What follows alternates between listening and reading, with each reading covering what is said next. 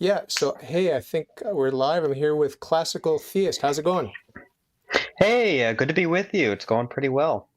Thanks for coming on. You don't know me from Adam, and I got a tiny, tiny, insignificant audience. Well, they're not insignificant. They're really nice people, but a small, devoted clan that likes to watch my videos and listen to my stuff. I've been doing this for about 6, 7 years now, and recently I've been getting banned a lot on YouTube just for mentioning stuff that violates their silly guidelines or allegedly violates their guidelines. So Oh no. yeah, and it happens to me every time I have a groiper on. I've been having groipers on recently, and it's just like I think there are some red flags that are Yeah, that'll do it. they're That, on trigger. So before that's we like that's a one-way ticket. yeah. So before we get into all that stuff, which is going to be interesting, I'd just like to hear a little bit about you, your story, your background, and how you came to believe what you believe. Because, and if you want to mention your rough age and that sort of thing, that'll give my listeners a bit of context too. Yeah, yeah. So I'm basically in my mid-20s. And I was raised Catholic in my early upbringing, but as happens to a lot of people these days, especially a lot of young people these days who kind of grow up online, I uh, I always was very philosophically inclined. So even though I was growing up being raised Catholic, I started out being pretty devout because I've always been, like I said, kind of philosophically inclined. So I did kind of try to get into the um, intellectual dimension of the faith, even in my very early teen years, as much as I could. The problem is I didn't really know what the real good Catholic intellectual sources were at the time, so I was pretty easily led into uh, internet atheism around the age of about, oh, I don't know, like 14 or something, 14, 15. And so I actually did get pretty deep into the like online atheist scene for a couple years. But as the years kind of went by, I began to discover pretty easily that all of my, atheist online peers, for lack of a better word, uh, as I was reading more and more philosophy and theology generally, mainly for the purposes of uh, promoting my atheistic worldview at the time, uh, I began to realize very easily that the online atheist community were just totally out of their depth. Like they were just very unable to articulate like basic philosophical concepts. They were straw manning the theology that I was reading.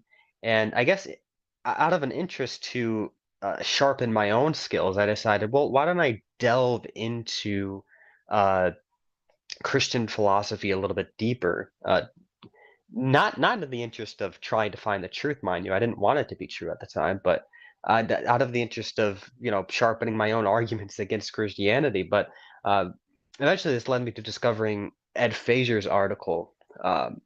So you think you understand the cosmological argument? I don't know if you're, I don't know how familiar you are with Feser's work, but Not really, but I've heard the name. He sounds like a good guy from what I've heard. yeah, yeah, yeah. No, he's great. And I saw this article, so you think you understand the cosmological argument? And I remember reading the title. I'm like, oh, of course I understand the cosmological argument. I've argued against it several times. But turns out, when I read this article, I didn't understand the cosmological argument. Didn't understand it at all.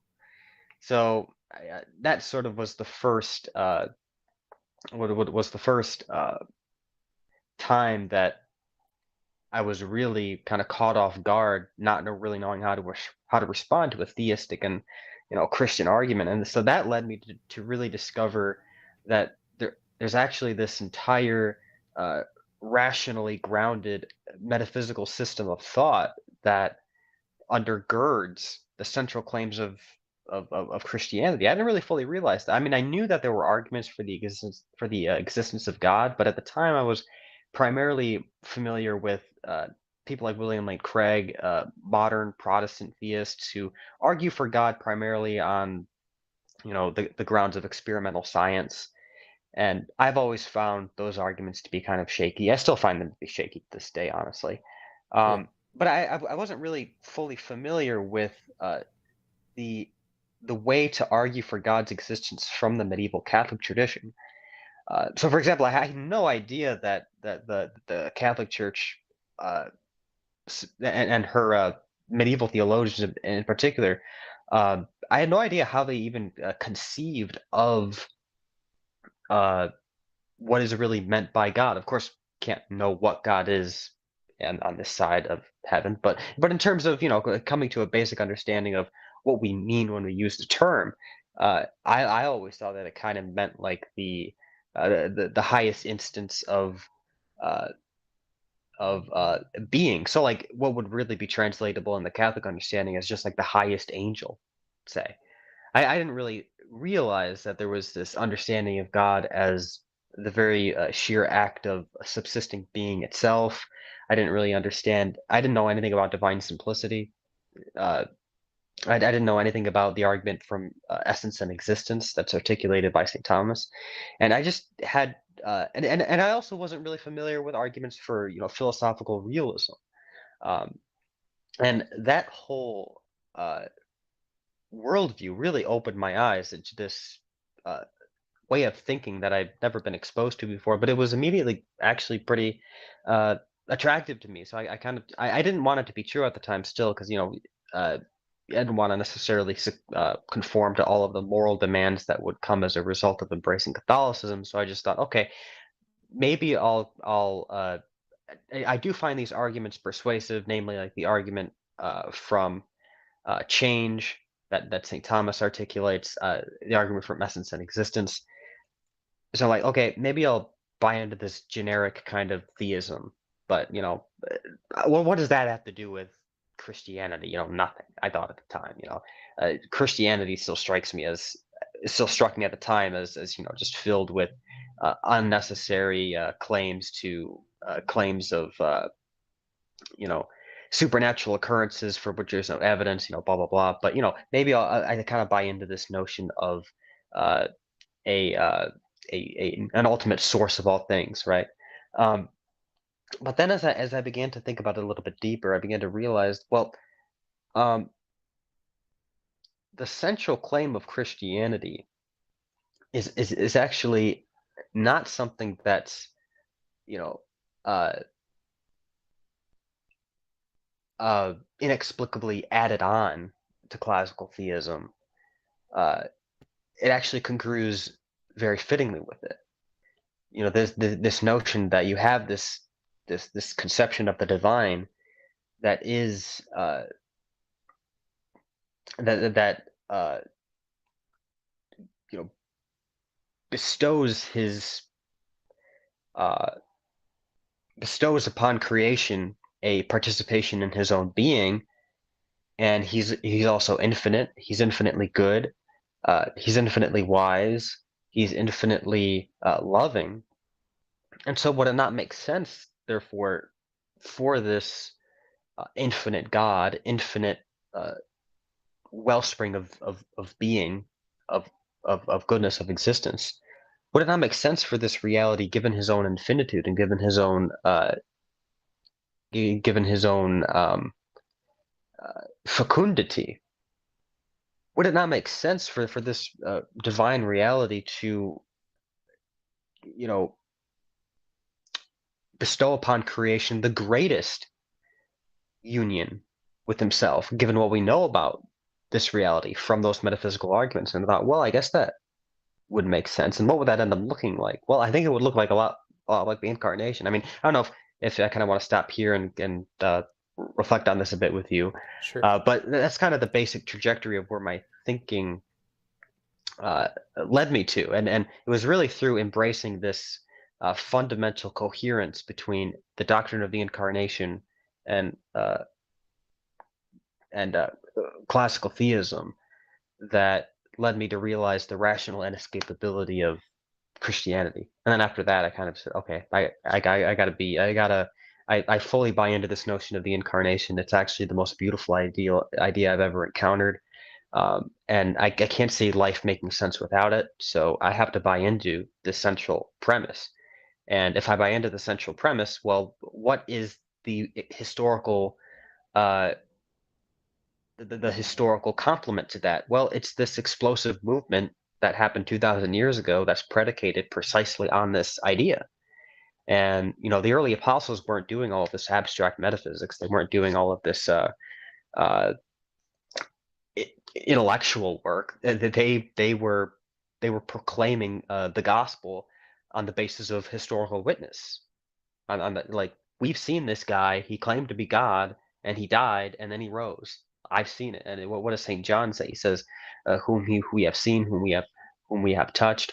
Um, and so it's predicated on historical witness, and yet at the same time, it congrues very fittingly with this metaphysical system of thought that can be reasoned through completely independent of the historical research. So I see this this uh, this definitive congruence here, and that's really what led me to embrace Christianity wholly. And I saw Catholicism as it congrued with my own upbringing, but also I didn't really waste any time thinking about should I be a Protestant or not. I kind of just went right to Catholicism at that point. Thank you for that. I'm happy to let you ramble on and on and on because I love it. I love everything you're saying. I love being with you in this intellectual journey and just hearing how you confront the reality that you're faced with as a truth seeker, right? So a couple of questions. I've always just sort of had the hunch that monotheism is perfectly synonymous with classical theism. If there's any Mm, if there's any difference, do you want to explain what the differences are? And yeah. yeah, okay, go ahead. Um, I think if by that you mean classical theism is the only conception of God that makes sense of monotheism, I completely agree with you there. I mean, there are, of course, a lot of self-professed monotheists who would repudiate the central doctrine of classical theism, namely divine simplicity. People like William Lane Craig, people like Ryan Mullins. Um, for some reason, they think divine simplicity makes God out to be this, uh, you know, unapproachable monad that has no real relationship to us on any kind of like emotional or spiritually significant level. But in terms of I would argue that if you don't have divine simplicity, I don't think you have monotheism. What about So the Eastern Orthodox with their divine energies? A lot of people in the East get yeah, hung up on that, and they seem to be skeptical of the divine simplicity. You want to talk about that for a bit?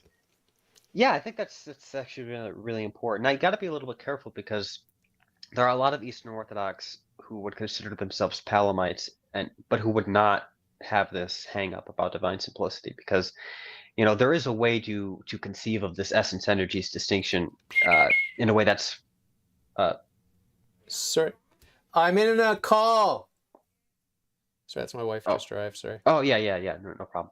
Um, yeah, there's a lot of people who would think of the essence and energies distinction not as a real distinction in the sense that would compromise divine simplicity, but more like a notional distinction that has a foundation in reality. That's kind of how I see it. Yeah, yeah, yeah. You have this like, Is there a Catholic tradition of it dealing with these questions? Because they are very, very important questions and they're mind-boggling. And anytime we try to understand the Trinity or the Incarnation, we're always going to bump up against things that are beyond our reason. But a lot of the of great, course. great saints and mystics have been able to shed light by the grace of God. So has there been a number of saints that have struggled with this divine energies thing in a purely Catholic context without being,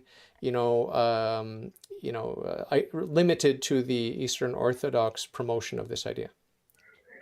Yeah, I mean, I think if you look at all of the medieval classics, they don't talk about essence and energies in those terms because they're in a different tradition. But I think they hit on the same basic notion within a Catholic framework. So I'm thinking of actually St. Thomas Aquinas's commentary on the divine names of Dionysius. Dionysius the Areopagite of course, we would call him Pseudo Pseudo. Dionysius. Uh, but there are some people who don't believe in the pseudo, but I think that's historically untenable. But anyway, um, Pseudo Dionysius was very big on this notion that we can consider God as he is in his superessential transcendence. That is to say, God considered absolutely prior and antecedent to his outward procession toward creatures, and God in his outward procession towards creatures, and that we do have to distinguish between those two dimensions of divine procession. So God's ad intra processions, which would be his inner Trinitarian life, uh, again, as he would say, in his super essential transcendence, and his outward processions, so his outward sharing of himself toward creatures, outward manifestation toward creatures. Dionysius distinguishes it along those lines, and St. Thomas actually follows him there. But what St. Thomas would say, and I think he gets Dionysius right, which is that the distinction is fundamentally notional. So it's in terms of what's responsible for making that distinction, it is ultimately on the side of the creature, but it has a foundation in reality. So it's because God is so uh, rich in his infinitude that uh, that the mind has to uh, receive knowledge of God under a manifold uh, plurality of names and concepts, such as being, truth, goodness, wisdom, justice, mercy, etc. Um, Nevertheless, these names do map onto God, each in their own way, uh, but ultimately they signify the one divine being as he is in himself in super essential transcendental simplicity, right? Um, and I think that's the best way to understand it. And I actually would argue that Palamas doesn't articulate that mystery in a way that the Neo-Palamites and online Orthodox say he does. I think that for example, when he talks about essence and energies, he's talking about ousia versus energeia, and ousia is this Greek word that refers to substance, not like essence as the Latins would understand it as referring to like definition. So ousia has to do with the inner being of a thing, a thing in its inner reality.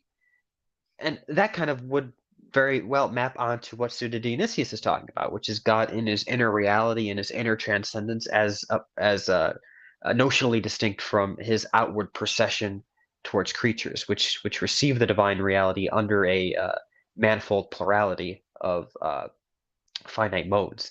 Um, and I think that's actually what Palamas is ultimately trying to get at. Um, Whether Palamas and Aquinas are fully compatible in terms of how they articulate it, I'm not sure. But I do think how Palamas articulates it can be squared with what a Catholic is bound to accept with divine simplicity, because divine simplicity is articulated differently among Catholic thinkers such as Scotus and Aquinas and others. So Yeah. So that Palamas guy, is he a saint in the East? he is recognized as a saint um, by the uh, Eastern Catholic Church, and as far as I'm aware, that Rome has never, condemned that veneration. So Okay. Does that mean he's a yeah, saint? Does that mean he's a saint in the Universal Church or no? I think so. I think so. Yeah, Okay. And who was yeah. he? He must have been standing on the shoulders of giants. I'm sure he had some footnotes and he gave credit to some people before him, but why is he the guy we always go to or the East always goes to? Is there someone that he built on? Does he give credit where credit's due? Well, I think Palamas is definitely getting his thinking from the Cappadocian fathers, uh, such as Dionysius and Maximus and or not, yeah, Dionysius and Maximus and Damascene and Gregory the theologian, etc. Yeah, so he definitely is in that tradition, and um, of course, Palamas got his fame from defending the hesychasm practice in the East, which is spiritual exercises that were controversial at the time, but Palamas defended them, and he defended them by way of appealing to his essence energy distinction, which he saw as roughly like an exegesis of Pseudo Dionysius. And it's that controversy that was kind of able to be a inflection point for Eastern theology in the 14th century. You know, it ultimately led to councils in uh, uh, uh, among the Eastern Orthodox. Some of them even consider those Palamite councils ecumenical. So I would say because of um, the conciliar documents that came out of the Palamite controversy, that's probably why Palamas is such a pivotal figure for them, I would think. Okay. Uh, have you read um, the Desert Fathers, Philokalia? I actually haven't read that um, in terms of like primary source. I mean, I've read about it, but I've actually not. Well, what do you find I read worthwhile it. in It that? took me. I read the whole thing cover to cover. It took me a year to read it. Mm, It's there's a lot of repetition, but I am a disgusting sinner in need of a savior and in need of virtue. And so what I love to read is repetitious moral stuff that's just telling me how to be virtuous and how to turn away from my sin. That's what I love to read. So I'm reading a lot of Saint Alphonsus Liguori, whom I love, and yeah. the Philokalia, or however you pronounce it. Really, it's really convicting. It really, really does get you scared that you're not doing Christianity right. You're just not doing it right. Period. I think though that Catholicism is very helpful in the sense that it, Well, it is very, you know, but is it not yeah, go ahead. Catholic? I mean, is the Philokalia condemned in any way? I think it seems 100% Catholic to me. I've not ever heard of it actually being condemned. Uh, Maybe I'm wrong on that. I haven't read too much literature about it, Okay. but I guess I was going to make a comment about the fact that, you know, Catholicism is very, of course, demanding in its uh, moral expectations. However, I think it is important to recognize, in order to avoid excessive scrupulosity, that when you read in the tradition about uh, fundamental spiritual dispositions that the way to perfection will require of us, uh, you do have to make this distinction between what's a matter of supererogation and a matter of strict obligation. And this principle of supererogation essentially being, uh, the aspiration for certain, virtuous acts or virtuous tendencies that may not be strictly obligatory in the sense that failing to uh, acquire them would constitute some mortal sin, but nevertheless, it will yield a higher degree of glory in in heaven. And I think that's very helpful for like the scrupulous who maybe struggle with like some of that literature that they might read about, you know, uh, about certain more underlying spiritual dispositions as distinct from distinct sinful acts to avoid.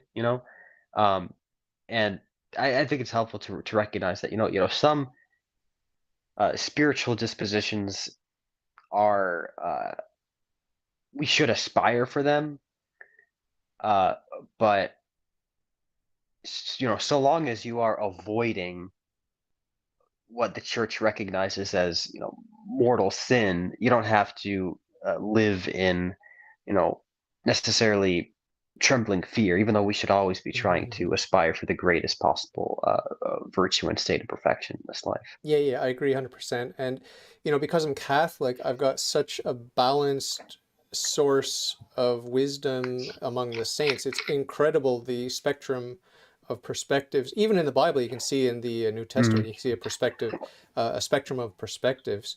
But I think of the Divine Mercy of yeah. Sister Faustina, and I really appreciate that as a counterbalance to some of the more intense stuff, or the little flower, Saint Therese Yes. de Lisieux. It's a good counterbalance. Like I can always remind myself, there's more than one way to skin a cat. There's more than one way to please God. That's one of the beauties of Catholicism that I think I would argue that that beautiful diversity of spiritual thought can be attributable in many ways to the fact that we do have the papacy.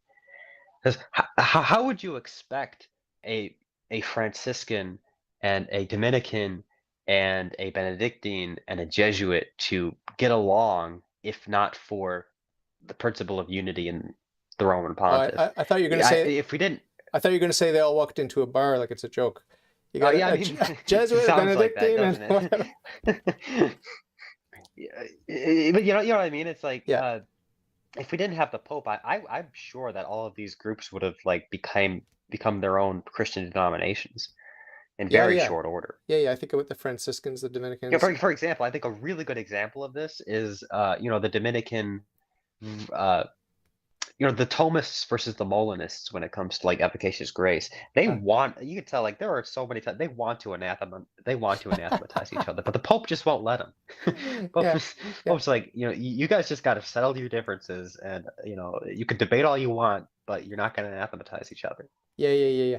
So, when I first discovered that controversy and I saw the way that the authority of Rome, the Holy Father stepped in and said, "Look, it's not going to be resolved," and do your own do your own research, as they like to say today. I even heard this story. This anecdote that I forget which pope it was, but I heard that a pope was about to draft an ex Oh. cathedra definition on the issue, and he died before he did. So I always say that, when I'm talking about this issue, if you find yourself pope one day and you're sick of your job and you don't want to deal with the shame of resigning, try to write a definition on efficacious grace, and you'll just die. Okay, like God won't let you get away with it. You know, It's so sublime a mystery that it's never going to be it's settled. amazing. I mean, you could just sit around contemplating, the omniscience of God and his omnipotence and the fact that he's given us free will, and you'll never understand how the two can be reconciled. And I for one am very comfortable with that tension, but a lot of Protestants aren't, and that's why they fall into error, right? Yeah, I mean, I think that's right. I think that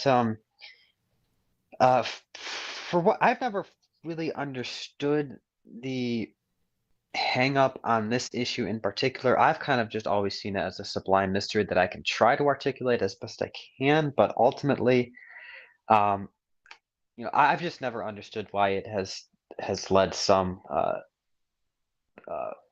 Protestants, break from Rome over an issue like the mechanics of justification. I mean, Yeah, I it's I understand ridiculous. it's an important issue, but I mean, Well, I just have never understood why it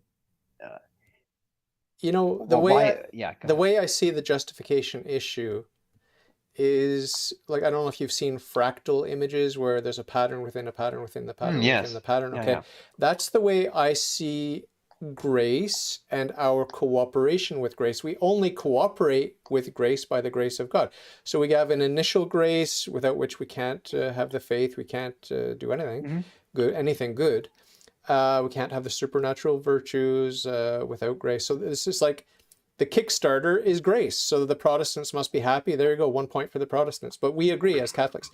But then when it comes to works and these sorts of things, they just want to latch on to the fact that everything is grace and we can't do anything good without grace. But they ignore the fact that one of the benefits of the grace is the ability to cooperate with the grace and to get more graces and cooperate with those graces. It's that fractal image that I have. And if you want to unpack it, you can unravel it and go right back to the very beginning. Like, how am I able to even seek after God? It's by the grace of God. And that's where the Protestants seem most comfortable. But in that tapestry of the fractal image of grace and cooperation with grace and grace and cooperation with grace, because it's grace building on grace. There's a chicken and the egg scenario where the Protestants want to say, well, no, you can't do works, but then out of the other side of their mouth, they say, well, you have to do works, but it's not on your own initiative; it's by grace. Well, yeah, that's exactly what we say. there is no controversy, but they want to make it into a controversy. This is what frustrates me about the Protestant approach. Yeah, I'm right there with you. And to me, I've always seen it as we have this initial uh, moment of grace. We have this initial moment of the indwelling of the Blessed Trinity, and that is completely and utterly and absolutely unmerited. We affirm that wholeheartedly. What we would say, and I think it's very much in congruence with sacred scripture, is that it's just that the moment that you insert an act of resistance that in and of itself is incompatible with the uh, indwelling of the Blessed Trinity in the soul, that's when it stops. And that to me makes the most sense out of the various scripture passages which do indicate that our moral behavior does make or break our salvation. What does Christ say? He says that you are my friends if you keep my commandments. Well, that means if you don't keep his commandments, then what are you? If you're not a friend of God, what are you? You're an enemy of God. And are you just while you're an enemy of God? Of course not. That would make God out to be a liar, and God is not a liar. So, I mean, Yeah, it's really fascinating, the psychology of we're basically insecure, we're very frail, our intellects are darkened and our wills are weakened since the fall. Speaking of the fall, I'm a young earth creationist. Are you?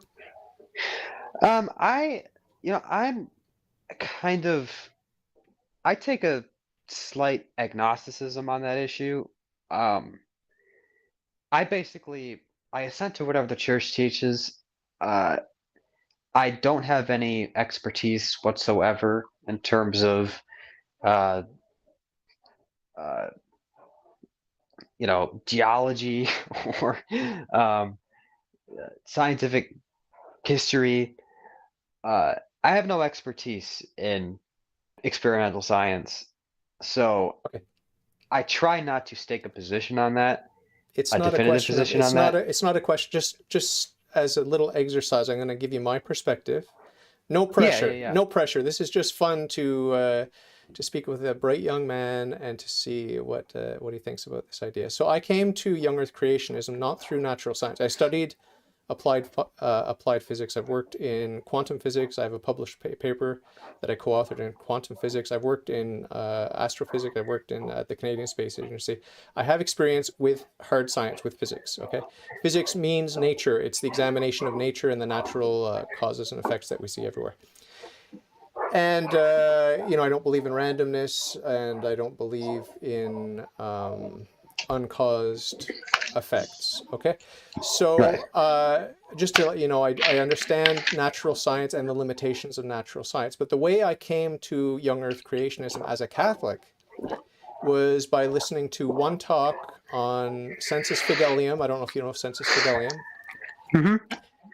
It was a talk by Father Ripperger, Chad Ripperger. Yeah.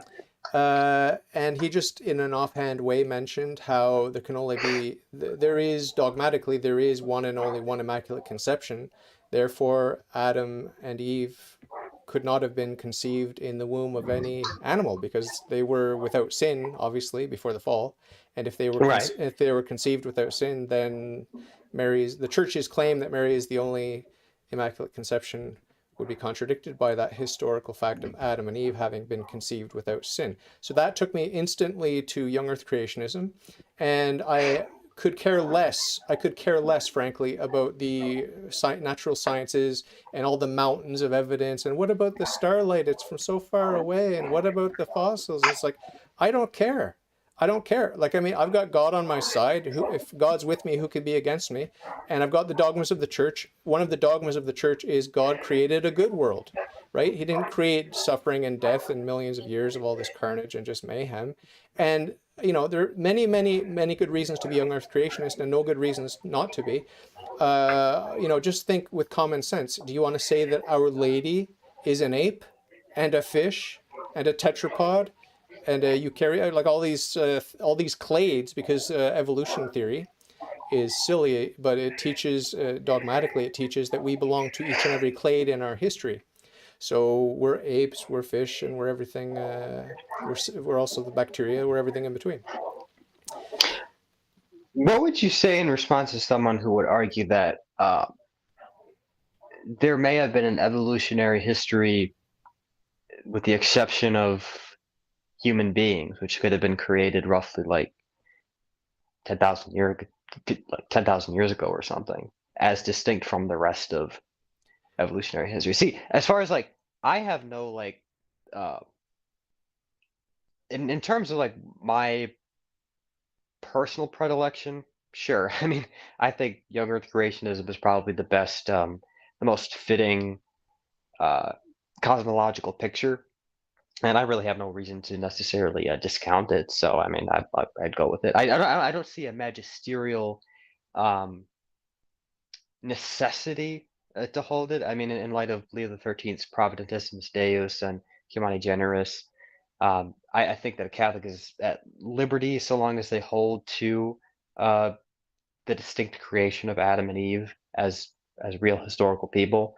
as the first parents created separately from the rest of the Yeah, process. You but know, um, didn't Leo the 13th say that all Christians everywhere have always known as a fact of Christianity or something? Just paraphrasing here, but all Christians have always known that Eve was formed mysteriously from the rib of Adam. And this is pretty right. pretty strong magisterial statement, and there are many more. There are many I more. guess Like what I would say. this idea of Eve being formed from the side of Adam. I don't think it's dogmatically defined, but it's pretty close. But I guess what I would say is that if you're again, I'm just playing devil's advocate. Yeah, Um, if you're a Catholic who believes like broadly in an evolutionary history of the physical cosmos, I see no reason why they couldn't believe in that and just believe that uh, as far as humans are concerned, God created Adam from the earth and then Eve from his rib, and it's kind of separated off yeah. from that I process. would just say that what I would say to that is that there's a dogma, a de fide dogma, that God created a good world, and the evils in the animal kingdom that we say that we see today were absent in paradise. Period. You Now, agree? St. Thomas would disagree with that. Uh, St. Thomas did hold that there was animal death before the fall. Well, there might have been death, but there was no Um, evil. There was no evil in the animal kingdom. There may have been death. There may have been death that was like to serve man, like to well, I mean, in they're terms of tools for like us. one animal eating another animal. Yeah, but there wouldn't have been disease among the animals, for example. There wouldn't have been a sort of ugliness. You know, that sort of ugly. Have you ever seen a rabid dog or a crazy animal that's just ferocious and like demonic? There would have been none of that in the history if God evolved, and I don't see why he would. If God evolved these animals, well, there's another reason why I don't believe in the evolution of the lower animals. There's another reason for it. It's the principle of proportionate causality. You can't give what you don't have. It just metaphysically doesn't make sense. We have to have the perfection that's in the effect is also in the cause, and it's more perfectly in the cause.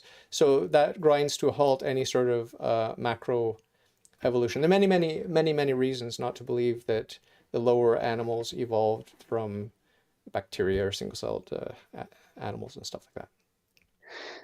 Yeah, I mean, like I said, I basically agree with you, like propositionally. I guess my concern is what I don't like doing and what I've always kind of avoided doing is imposing magisterial restrictions on other Catholics when there's Yeah, no yeah, need to do so. Because yeah, yeah, I don't like playing on people's like scrupulosity. Because there yeah, might be, yeah, some Catholic biologists who do seem fully convinced, and yet and then they would say, well, gosh, I mean, this kind of conforms with my vision of the world, and I, d- yeah. I seem to have some warrant from the current magisterium that allows me to believe in this, and I have to abandon all of it to be Catholic. Well, maybe I'll No, leave no, the no. faith. I would never say that. I Some would never say that. I would never right, say right, that. And right. I agree with you There are some 100%. people who do. I know you don't. Yeah. So that's kind of like my interest is because I don't have any expertise on this issue, so I don't try to like pontificate. However, I basically agree with you. Like in terms of my vision of the world, I'd say I'm a creationist. Yeah, I agree with you 100%. It's delicate. We need to be respectful of those who are entering the faith or that might be on the verge of leaving the faith, And, I consider myself an ultramontanist. I'm very, very, very, I put a lot of emphasis on the Vicar of Christ in the Catholic Church, the role that God has given. I pray every day for Pope Francis. And apparently he believes in some sort of theistic evolution. I don't know how we can reconcile that, but that's none of Well, my I mean, business. even John Paul II as well. Yeah, I don't know. I don't know how the recent popes have all seemed to lean that way. Whatever, to each his own. Obviously, I don't judge or condemn the heart. But But I do want to yeah, like reiterate, I do agree. Like I think that I don't like the evolutionary picture of the universe. I see no reason necessarily to believe it. So I kind of go with what I see as more fitting and beautiful and more reflective of, the world as a cosmic icon of the divine. And so I basically I repudiate the evolutionary uh, vision of the cosmos, but I don't condemn other Catholics for holding to it. of And I guess course. that's your position too. Of So course, of course, of course. Another good example with Pope Francis, and I do love and respect him, and I do have a fond affection for him as a man, and of course the office. I have a high reverence for the office. But another point where I disagree with him very, very, very strongly is in his apparent stance. And Spexo called me out on this. He said, "No, no, no, that's just an apparent stance." His apparent stance on the jab for the recent thing that we've been going oh through yeah, for the yeah, past yeah. couple of years. The thing that we might not be able to mention Yeah, for yeah, yeah. TOS reasons. Yes. The thing that is perfectly safe and effective. Yeah, yeah. Yeah. I still wouldn't take it even if it were, but that's that's Yeah, no, same here. I mean, I'm never taking that thing, but no, I mean, I agree with that. I mean, it's rough. I think that, I was actually pleasantly surprised though that the Congregation for the Doctrine of the Faith came up with the statement that it did, and it basically did rule out mandates as, morally impermissible. really. And Can you send me the link for that? yeah, I can send you the link after the show. It was published, I think, December of 20 December of 2020. Wow. And what it basically said was, yes, it is morally permissible for a Catholic to get the vaccine, but um, this should basically be relegated to conscience, and it would be wrong for this to be mandated on people. Oh, okay, that sounds familiar. I think I may have read that at the time. Yeah, yeah, yeah. Yeah. So we're going to talk more theology because I love it, but I want to just segue into America First, Nick Fuentes, Cozy TV, The Groypers. I got my boy Pine Sap. I got Spexo. I've interviewed another nice young man, um, Friedland, I think his name was. Grant Friedland. Does that make sense? And then Yeah. now you. So, and there may have been one other Groyper in there. Are you a Groyper, and what's the movement all about? Yeah, I mean, I'm a huge fan of Nick. I've always supported Nick since since 2017 when I saw him on Molyneux, and I think look, he's an eccentric guy. He has a sense of humor that a Yeah. lot of people might be too much for some people, but I think you just gotta. I mean, I find him hilarious, but Yeah. Yeah. you just gotta realize that, if you're a Catholic, if you are a real strong traditional Catholic, if you're a political reactionary, okay, you have to just directionally where he's at, what he's doing, his stated goals, his stated mission, what he's already accomplished. I see it as kind of a no-brainer. Like, okay, let's say for the sake of argument, you don't like him personally. I like him personally, but let's say you don't like him personally. Let's say that his personality is just a bit too much for you. Let's say he's too crude for you. He's a bit too eccentric for you. Okay, fine. You don't have to like him, but you should recognize uh, that it's, I think, in your best interest as like a reactionary traditional Catholic to at the very least not to counter what he's doing. If you don't want to be involved in it, God bless you, fine. But I think it would be an idea. It would behoove you, I think, to uh, uh, at the very least just like let him do his thing. Of course, I would encourage you guys to support him, but even if you don't want to support him, I would say just don't get in the way, because I think he is making serious headways politically. He is changing the conversation and the right. He is moving that Overton window that we always like to talk about.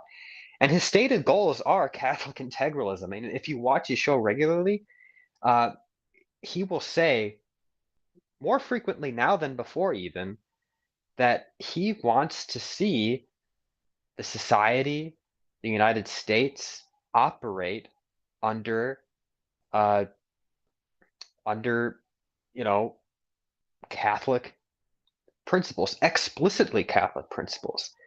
Uh, he is, at least in terms of what he would like to see, he's kind of a monarchist. He's kind of he is a Catholic integralist, and he, as someone with those beliefs, making headways in the political right, having Marjorie Taylor Greene come to his conference and all these uh, you know effective political moves that he's making. I think it's a great thing, and it's something to be supportive of as a Catholic, as a traditional Catholic, specifically if you are uh, if you do have a reactionary bent in your politics. Um, and if there's elements to what he does that seems distasteful to you, just ignore that and just get out of the way. But I do think that his project is very, very worthwhile, and I've been a long supporter of his. He's been a supporter of me too. I mean, he's supported my work. Uh, I consider him a friend. So Nice. there's that element to it as well. So you hung out in real life? No, not in real life. No, not in real life. I haven't traveled out of state in years. I don't know if you're aware of the fact, but I'm in Montreal, Quebec, Canada. Did you know that? I could tell you're Canadian. About. Yeah. So yeah, so I don't have a dog in the fight per se, but I was a huge fan of Trump. I got so excited when he won. I still can't believe he won. And I won't say what I think of 2020 because I got my last video pulled. Yeah. I lost a lot of faith in Trump. I never trusted him to begin with. I just like him. I just like his force of personality. I like his edge. I like his humor. It's a lot like Nick, but I like Nick more. I think Nick is a sweetheart. He's like my celebrity crush right now. And I think he's quirky and he's cute. He's an introvert, and it's just like, But he's we need people like that. We need eccentric geniuses in this world. Like, look, I mean, the most successful people are the oddballs. The most successful people are the ones with the quirks. They're the ones that are the tough bosses. They're the ones that are easily misunderstood. You don't get major success in life if you don't have that edge to you. That's just the way it is. So you're pretty convinced that he takes his faith seriously? Oh, I bet 100%. Okay. I've had conversations with him about the faith, and he definitely takes it seriously. He prays the rosary. Okay. He he goes to mass. He goes to confession. He participates in the sacramental life of the church, and you could just tell, like, listen to when he talks about the faith. This is somebody who thinks about it. This is somebody who has internalized it. Yeah. He you can tell that he thinks about these things every day, and I mean, yeah, like he's not a theologian, but that's not his place. Yeah. That's not his role. Yeah. You know, but he does have this very profound sense of what is Catholic, what is not Catholic, and I think he takes his faith very seriously, and I think he thinks about it at a very high level. Yeah, I've been very impressed when he does talk about it because it's so natural and spontaneous, as Yeah, always. And I've never heard him make a blunder in terms of attributing to the church something that's not according to the mind of the church. And most importantly, what impresses me most about him and the people I'm meeting through him, the Catholics that I'm meeting through him, what impressed me most is that they embrace the living magisterium, warts and all, Pope Francis, and they embrace Vatican II. I love Vatican II. I love it's this. true. Like Nick himself as well. Like Yeah, when he's like he'll be baited often yeah. to like just go on some unhinged rant about Pope Francis. He doesn't do it. No, He will always say like I defer to the magisterium, I defer to the Pope. yep, Um, and look, I've been critical of some things about what Pope Francis has done. I think it's okay to do that so long as you're respectful and charitable yeah, and so on. But if you're gonna be Catholic, and if you're not a sedevacantist, you owe the Pope his due deference. You have to give him the benefit of the doubt yep, always. yep, And if there are those moments where you do see like a legitimate discrepancy between maybe what he says and what a past pope has said, you can talk about that and you can make the point. Um, but you have to do it respectfully. You have to do it in a way that is restrained and sober, and and not done in a way to arouse uh, any kind of malice yeah, uh, against the Pope. Even though he's, you know, I'll be the first one to say it. He's frustrating at times. Like yeah, I wish he would take certain political stances that he doesn't. I wish he would be a little bit more interested in evangelization. I wish he would be a little bit more interested in, you know, John Paul II's new evangelization and the way that John Paul II envisioned it. I wish he would be, you know, I wish he would speak out more against what I see as the major evils that are plaguing modern society. Um, but look, I mean, you have to just be resigned to divine providence. yeah. The Uh, Lord works in mysterious ways, and I he pray does, every. and Yep. if I could say just a couple more things, like about this, because I've thought about it a lot. Um, you know, throughout, I think every major era of church history, you will very often come across a situation of great decadence, Yeah, but it's always followed by reform that far outlives the decadence. So think about, you know, the 10th and 11th century church. You know, we call it the pornocracy, right? Where the papacy was, you know, infiltrated and run by, you know, brothels for a period of time. Uh, but then you had the Gregorian and Leonine reforms, and that really did clean house and and um, and purified the state of the church for a long period after that. And fast forward to the decadence of the Renaissance popes. What did you get after that? You got the Council of Trent. We're still feeling the effects of the Council of Trent to this day in a positive way. So you will have these inflection points of church history that show great decadence, but it's always followed by a period of reform that far outlives the decadence. for sure. And like I said, I do think the Lord works in mysterious ways, and I pray every day for Pope Yeah, Francis or whoever happens to be Pope. Right now, it's Pope Francis. How do we know that? Because just go to Mass and listen to who we're praying for as the Pope. It's Pope Francis, right? So, and it says in my prayer for the Pope, it says, "Whom Thou hast appointed to preside over that church." So it's an appointment by God. That's why I do believe that. I do believe that the Holy Spirit was there at Vatican II. I do believe that the church is protected, and that the Holy Spirit is guiding the church. Now, do we? You know, I interviewed Cunningham from Sensus Fidelium, and he said, "Well, yeah, we get the Pope we deserve, not the Pope we want." And you know, you can, you know, he made it a comparison like having a father who was an alcoholic and aggressive wife beater or something like that. I think it's a bit extreme, but certainly Pope Francis is human and he's got his flaws, whatever, but I still like him.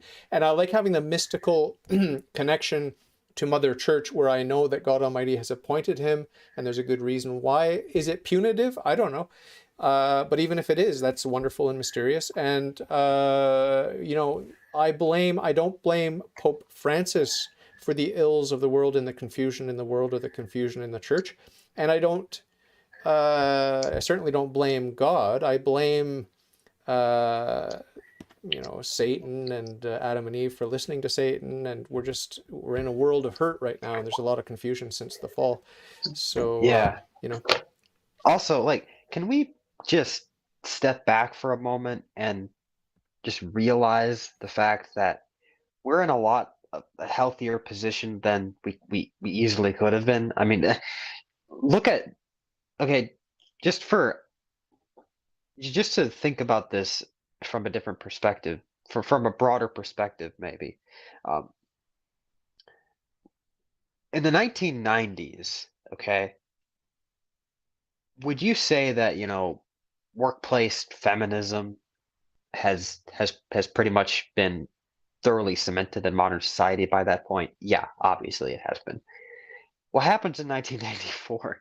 Pope John Paul II comes out with this Ordinatio Sacerdotalis, invoking his ex-cathedral authority to say that women will never be priests ever. yeah. And he does this at the height of, uh, modern globalization, modern feminism. The seeds of our modern culture had fully taken root by then. And that's an extraordinary example of a modern church that admittedly is flailing a bit at times, but God will always intervene at the right moment to really enter into the history of his mystical body and reflect to the world the fullness of truth. And just think about the fact that our main concerns, say with Pope Francis, have to do, I would say, with that issue of divorced and remarried Catholics receiving communion, or um, uh, or the death penalty, or um, failing to articulate the Catholic teaching, the fullness of Catholic teaching against, say, homosexuality or something. Those are our main complaints with the current pope. But compare that against like major Protestant uh, denominations, where they have long, for a very long time, they've already given up on some of these core issues like contraception and divorce Yeah. and remarriage and homosexuality. But most of them are already far gone on that. We are mainly concerned with the Pope not articulating the fullness of Catholic truth Yeah. in the most straightforward manner that we would like. Yeah. That's I would say, when you look at the landscape of modern Western Christianity in particular, and even Eastern Christianity, I mean, when you look at what even many Orthodox priests will say with regard to contraception and divorce and remarriage, I'd say it's a decent problem to have considering the rest of the world. Yeah, I always think of it in terms of like the difficulties and the apparent crises in the church. I always think of it in terms of the love story between myself and God Almighty, or Christ and His church, whatever way you want to look at it. I mean, it's the same thing. I think of it as a love story, and it's kind of like, hey, do you love me? Do you really love me? And what about if I make things appear a little bit shaky? Do you still love me now? Do you still trust me now? It's like that. Yeah. It's that sort of thing. It's that sort of situation, and it's like, yes, God, I do trust you. I mean, where else can I go? Like, I mean, It's like just like Jesus in the boat in the midst of the storm. Yeah. Sleeping, and yet he's there, and Yeah. yet he will calm the storm when he's most needed. Yeah, the New Testament would be quite a different document if everyone all the heroes of the faith at that time, all the apostles and saints, if they all had 100% faith and confidence and trust in God and in their Lord and Savior Jesus Christ, it would be quite a different document, wouldn't it? The New Testament. Yes, definitely. It's rife with examples of uncertainty and doubt and being on shaky ground. But the Mhm. moral of the story, time and time again, is he will always say, "Ye of little faith." It's How long do I have to put up with you idiots? That's what he said at one point. for lack of a better, yeah, that's exactly. That's a dynamic translation. But... Hmm. Hmm. Oh yeah, I wanted to ask you a little bit more about theology.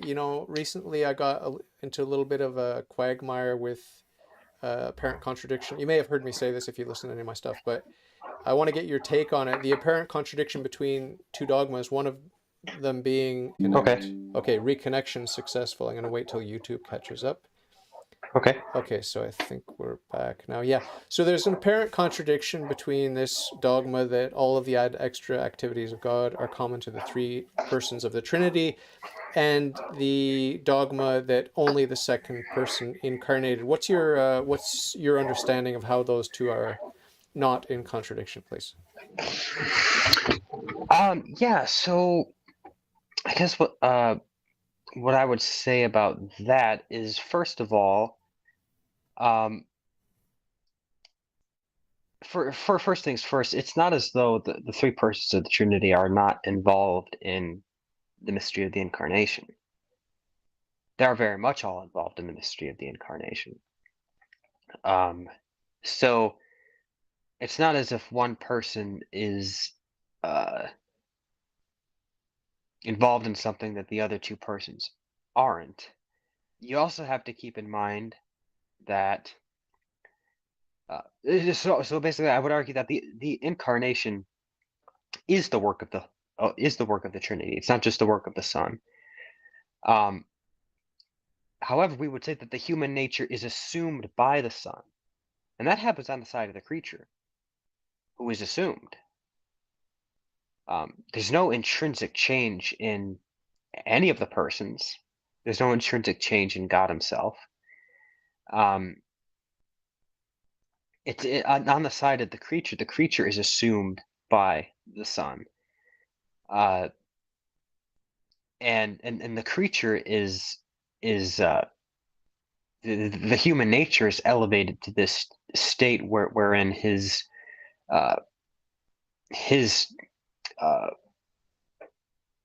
suppositum, his subsistence is simply the person of the Logos. And what changes happens on the part of the creature, not on the part of God. And so it would still be true that the ad extra operations of the divine are indeed common to all three persons, but the nature assumed, the human nature assumed, it has a unique relation to the Son. So I guess that's kind of how I would articulate that very roughly. Yeah, that lines up with what I've read. I haven't read that much. I just looked at Ott's Fundamentals of Catholic Dogma, and they give a very quick overview of how the two are reconciled. Basically, I think this is what you were saying. Basically, what Ott says is that there's an active incarnation and a passive incarnation. The active is common to all three, and the passive is like you mentioned, the hypostasis. So all three actively were involved in the incarnation, and what they were active in, what the activity was, their intention was to have the hypostasis with the second person only. So there's no contradiction, and it all hinges on Right, that. exactly. It all hinges on that active versus passive. I mean, it's we shouldn't delve into things that are beyond our grasp. Anyway, I just stumbled upon it, and I was sort of curious, and I've been asking all the Catholics that I meet, and you give a Yeah, you give a that's good good. answer. You give a good answer, so I appreciate that.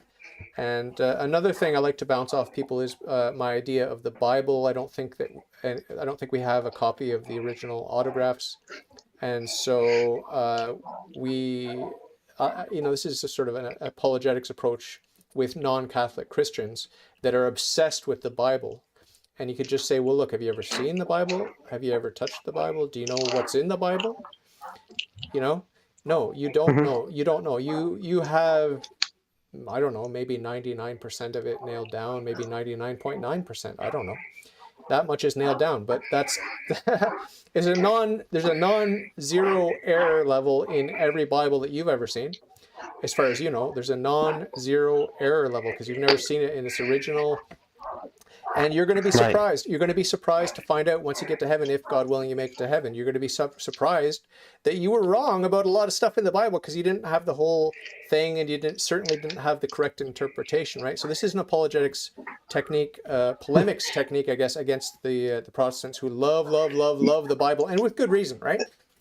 Right. Well, see, this is why I think that Protestantism uniquely lends itself to the Bart Ehrman kind of historical critical method, because if you believe in sola scriptura, then you believe that as a Christian, you really it's epistemologically imperative that you have untarnished manuscripts, right?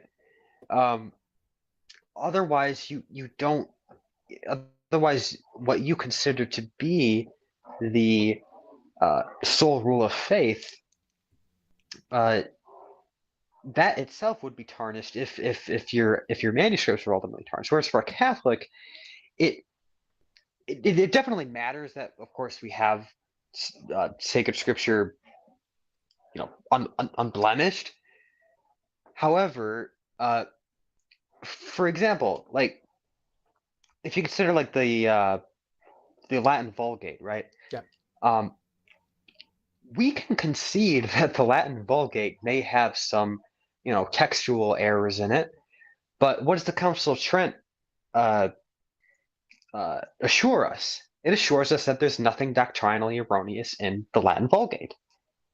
Yeah. And the Church, therefore, solves the epistemological dilemma that might arouse from not being sure about which manuscript is fully authentic.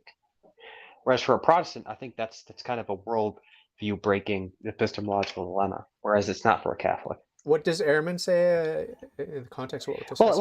Well, like Bart Ehrman, for example, will say that most of the sayings of Jesus are not really fully authentic, and he'll basically believe that the New Testament is just copy of manuscript after manuscript after manuscript. In the process of each copy, you get less authenticity as you go on. And that's, of course, Bart Ehrman is an agnostic, but I guess my point is that if you, as a Protestant, your sole rule of faith is entirely dependent upon the scriptural text that you have, then that, I think, is uniquely susceptible to the Bart Ehrman challenge, Well, as opposed to a Catholic who doesn't necessarily need that same level of confidence that their text is 100%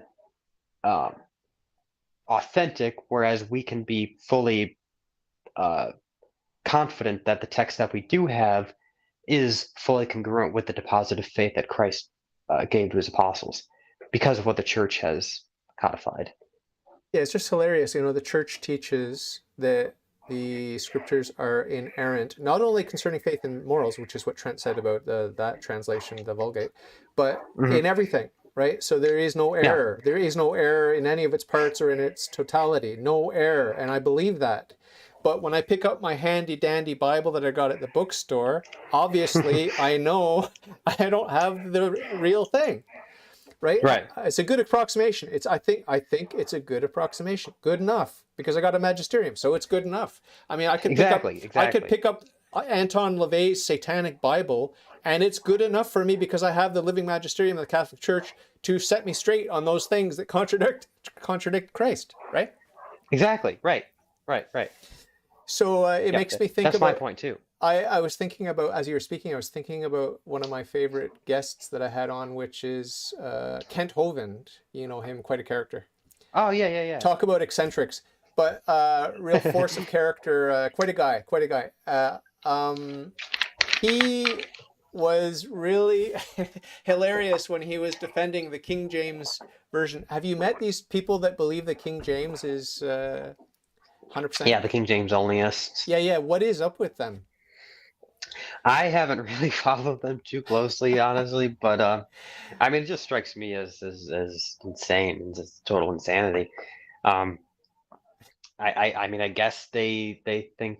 I'm not even. I don't even know enough to It's really just make kooky. a comment of It's it. just kooky. Yeah, It's kooky. I mean, I watched a bit of like that debate that Steven Anderson guy had with James White, and I just couldn't get through it. I mean, it's just like, Which one is King James?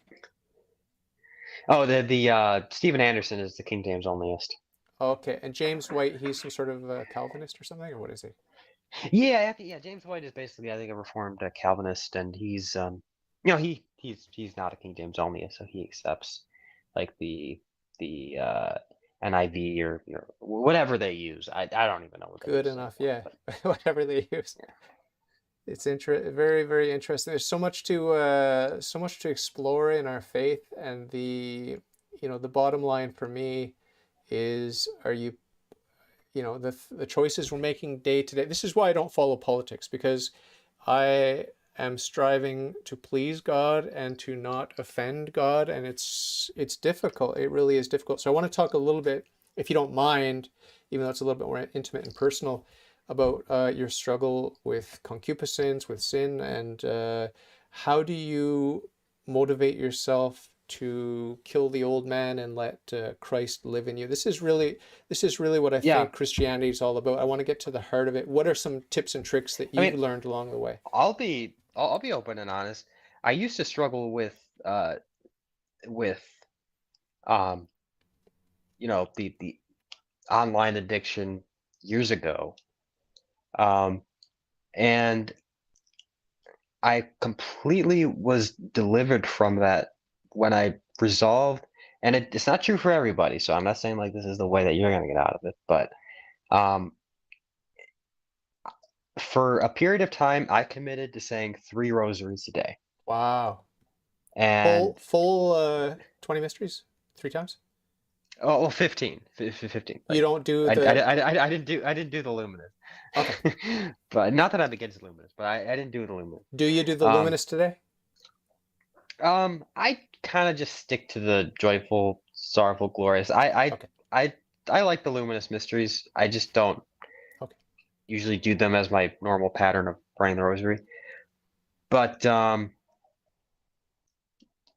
I mean, yeah, so I did 15 mysteries a day for a while, and haven't done it since. How Like, long does that take? An hour? oh, doing yeah, but it takes about an hour. I mean, I don't do that. I don't. By the way, I mean I don't do 15 mysteries a day now necessarily, but I committed to doing it for a while, and I just think that uh enabled me. I think what it did is it enabled me to, and again, I'm not saying this is going to work for everybody, although I would recommend it. It just enabled me to be in this constant state of awareness of God's presence that made it wholly futile and nonsensical and irrational to engage in something like that. Yeah, like I'm on camera right now. I'm not gonna whip out my dick and start whacking off, right? So Right, yeah, exactly. And so it's kind of this sense of being in the presence of God yeah, it that I works. think It is works. brought about through consistent prayer Yeah, that helps, for And sure. as far as now, I'm getting married in a couple of months, so Oh, I'll have that what St. Paul says, what St. Paul says, uh, You won't be the burning anyone. quieting of, yeah, the quieting of concupiscence, the outlet for that. Um, but no, in terms of like tips for dealing with that, I'm not going to be like a life coach. So like if you're dealing with like some serious addiction, I think you should get help for that, and seek out help in the confessional and get a spiritual director and everything like that. But I mean, what I'm about to say is, it's something that anybody would recommend. Prayer, constant prayer throughout the day, even if you feel like you're in this constant state of mortal sin and you feel like God doesn't want to hear you. He does want to hear you. He does want you to remain open in prayer, engage in meditative prayer for lengthy periods of time every day, so that you can cultivate this sense of perpetual awareness of God's presence. And I think that is a major help of to at the very least avoid like the gravest of premeditated sins of the flesh. Yeah, for sure. So when did you officially join the church? Did you get confirmed or anything? Was there any sacrament that brought you in, or was it just a confession and Well, I communion? was I was confirmed when I was raised Catholic Okay. before I came into atheism, but I came back in around like 2014. Oh, okay. Okay, it's been a Yeah. while. It's been a while. Oh yeah, yeah. I mean, so I'm not like a new revert. I mean, I've been Catholic for a long time now. Talk me through, and to my listeners, I always want to give them this amazing portrayal of what it's like for someone who's been away from the sacrament of confession when they come back to it, or when they've never been and then they go for the first time. Describe what it did for you with the burden of sin that you're carrying, how you felt going into the confessional booth, if it was in a booth, and how you felt when you came out. Just talk about that experience with the anticipation, the nervousness, and the shame, whatever it was that you brought in with you. Yeah, gosh, I've never been asked that before, so I never really thought about it. But I mean, I think you go in with this heavy load. You do feel like you're kind of carrying this heavy load, and it's very embarrassing. It does feel like very um, you do feel the sense of shame and humiliation, but you know that's I think it's part of the purging process, and it makes for a much better feeling when you go out of the confessional, because you really do feel like you could fly, you know.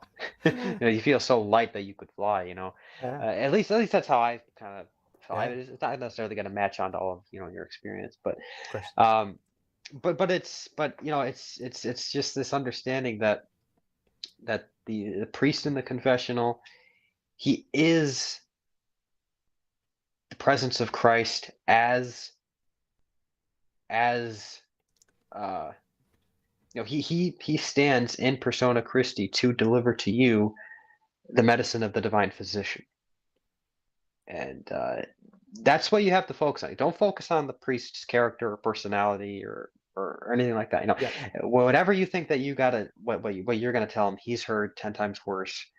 He's irrelevant, and he will tell you that he's irrelevant. Not wholly irrelevant, but irrelevant in the sense that you're just focusing on Christ, yeah. and the priest is the conduit of Christ's presence for you, and It's that's what you amazing. got to be It's looking for. amazing. It's a mystical experience. It's a mystical experience every time.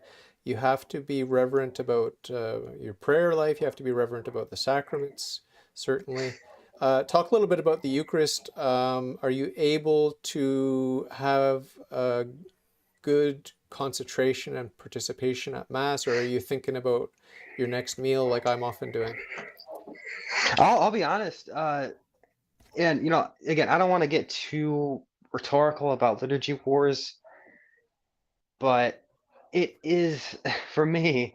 It's a lot easier to get distracted at the Novus Ordo. Yeah, A lot easier for me yeah, to get distracted at the yeah. Novus Ordo. Basically, so when I go to the Novus Ordo now, I have to bring my missal. Huh. Otherwise, I'm just gonna get lost. I'm because there's nothing there to visually to help me concentrate. Well, what about all So the women with low-cut tops and yoga pants? yeah, yeah, that really puts you in the presence of puts you in the presence of something, but not really in the presence of God. But but yeah, I mean, like that, it's rough. So I literally have to bring my missile there. Uh, I bring my 1962 missile to the Novus Ordo because I mean it's the only one I have. So like I'm trying to look at the like the Eucharistic imagery and while it's going on, and that helps me focus the Novus Ordo. At the traditional Latin Mass, it's much easier for me to just bask in Yeah. uh the the uh the holy sacrifice of the Mass. Um, what I do, what I try to do, so even at the Novus Ordo, what I kind of try to do is you really got to focus on the double consecration. Because theologically, the double consecration is what sacramentally makes present the sacrifice. It's the consecration of the bread and then the consecration of the wine that mystically make present the immolation of Christ. Right. It mystically makes present the outpouring of that infinite divine love that that that Christ poured forth, from his sacred side and from his sacrifice on the cross. The sacrifice of the cross is that infinite fountain of divine life and divine love that is manifested here on earth. It is the Son looking back to the Father in infinite love, but being poured out for us in a human nature, making the ultimate sacrifice pleasing to God. And it's that double consecration, the consecration of the bread and the consecration of the wine, which sacramentally make that present. You know, uh, the separation of the blood from the body, sacramentally manifested Mm. in these sacred signs. And think about that. Focus on that while that's happening. I think and then imagine yourself kind of receiving from that fountain of grace that is being present in that moment. That's just one technique that has kind of helped me. Yeah. Yeah, it's very, we have to make a point of injecting the mystical into everything that we do, because this life is not where it's at. We're pilgrims here. It's passing away. The things here are good. They're ontologically good because they're made by a good God, but they're passing away and they're serving on our journey to take us back to God. But I wanted to mention something about the consecration of the body and blood. I've got a friend who notoriously, when he's drinking wine or whatever, he'll gesture with his arms as he speaks, like, you've seen people that talk with their hands. So Hmm. he's holding his goblet of wine and he's like gesturing like very brusquely, and I'm barely able to listen to him because I'm so worried that he's going to spill the wine. And why am I worried about that? I don't know, just anxiety, just a general anxiety level, sensitivity. But I've tried to take that energy and that concern, which is really a frivolous concern, into the Mass when the wine is consecrated, turns into the blood of Christ. I try to have that same sense of awe and Hmm. reverence, like, hey, what I'm actually doing now when I'm at Mass is I picture the chalice, even though I know it's not full up to the brim with the wine, which is consecrated and turned into the blood. I know it's not filled up to the rim, but I try to visualize it like it is, so I can instill in myself a sense of anxiety, like, hey, priest, don't spill it, please don't spill it. And it does help, like having that forced anxiety. It does sort of give me that little boost of reverence, like, it is precious, please don't spill it. Well, that's good. I mean, I think it's good that when you really believe in the real presence, you will try to do whatever you can to foster the maximum reverence that you can. Another thing, I'm going to talk to you a little bit. Do you have time to talk another 5-10 minutes? Yeah, they got like another 5-10 minutes should be Okay. fine. Yeah. When I I was making pancakes one time early in my conversion, after my conversion, and there's all the butter. I put butter in my mix, and it's like the flour and the sugar and whatever, eggs, and as I was stirring it, some of it went splashing over the side and landed on the floor, and I really felt like what a waste. Like this is a precious, delicious food that I'm making, and what a waste that I spilled some on the floor. And at that moment, I thought not of the Eucharist, but I thought of abortion and how people say it's just a clump of cells, and the woman's body, it's her woman's body. She can choose, and she can scrape it out or suck it out or put a saline solution, whatever. But I was just struck by the reverence and the awe that I had for this pancake batter, which is so insignificant. And then when I thought about it in the context of the zygote or the embryo or the fetus that's in the mother's womb, I thought, like, how can I have such an emotional sensitivity for some pancake batter, and women, mothers, potential mothers, are so cold and heartless with this beautiful and mysterious creature, this human creature that is body and soul and a person that is growing in her womb. I mean, I just can't understand the insensitivity. It's demonic. Yeah. Yeah, unfortunately, that's a tendency that I think is more common than you might realize. I mean, how often, for example, are we, so sweet and loving and caring to our pets, but then when the guy cuts you off on the road, you're thinking like the horrible obscenities and having Mm. so even though he's someone made in the image and likeness of God, and he should you know he was probably having a bad day, or he was probably just a little distracted like you get, like I get. So Yeah. um so it is, I think, that just general human dysfunction that is, I think, of course, maximalized in something so horrific as abortion. But it's something that we always have to remember, that as small as the zygote is, it's in a sense bigger than the entire physical universe Yeah. by virtue of its a soul made in the image and likeness of God. Yeah. And one tiny cell post fertilization has the intrinsic potency to circumscribe all of the nebulas in the physical universe, And so, Yeah. what a horrible tragedy it is to have such a cavalier, casual approach to snuffing out something as precious as that. We're a very proud people, and stiff-necked and proud. And I always make the comparison with technology. Everyone's obsessed with their iPhone. Oh, I got the new one. And, all these different gadgets we have, and how computers get smaller and smaller, and we can pack more and more into a smaller space.